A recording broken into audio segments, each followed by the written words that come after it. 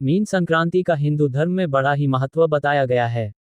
सूर्य जब मीन राशि में परिभ्रमण करता है तब यह अवस्था सूर्य की मीन संक्रांति कही जाती है।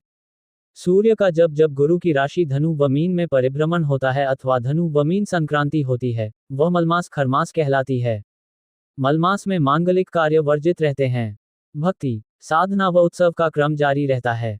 शास्त्रीय मान्यता के अनुसार मलमास में नामकरण, विद्या आरंभ, कर्णछेदन, अन्नप्राशन, चौलकर्म, उपनयन संस्कार, विवाह संस्कार, गृह प्रवेश तथा वास्तु पूजन आदि मांगलिक कार्य वर्जित माने गए हैं। सूर्य की मीन संक्रांति में भले ही मांगलिक कार्यों पर विराम रहता है, किंतु भक्ति का क्रम जारी रहता है। पूजा विधि, मान्यता है कि इस दिन गंगा, यमुना और सरस्वती आदि पवित्र नदियों में स्नान करने से जन्म जन्मांतर के पाप धुल जाते हैं।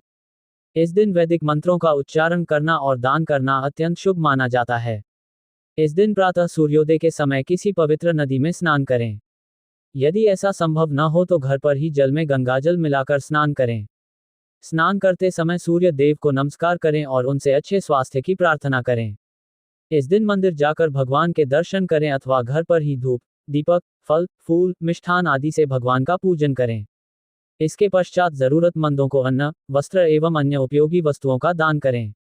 इस दिन भूमि का दान करना विशेष रूप से शुभ फलदायी माना जाता है। इस दिन प्रायः सभी मंदिरों को फूलों से बड़ी ही सुंदरता से सजाया जाता है और दीप जलाए जाते हैं। इस दिन किए गए दान और पुण्य कर्मों से सभी जन्मों के पाप दूर हो जाते हैं।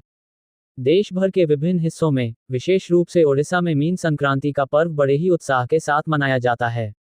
महत्व, मीन संक्रांति का शास्त्रों में बड़ा महत्व बताया गया है।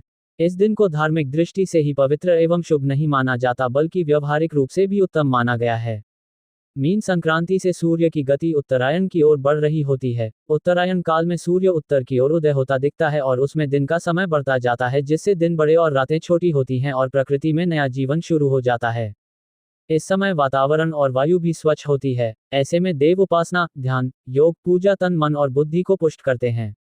रातें छोटी होने के कारण नकारात्मक शक्तियों में भी कमी आती है और दिन में ऊर्जा प्राप्त होती है। इस पुण्य काल में दान स्नान आदि कार्य करने अति शुभ माना गया है।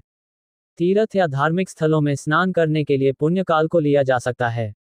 मीन संक्रांति का पर्व सूर्य की आराधना उपासना का पावन पर्व है, जो तन मन और आत्मा को शक्ति प्रदान करता है।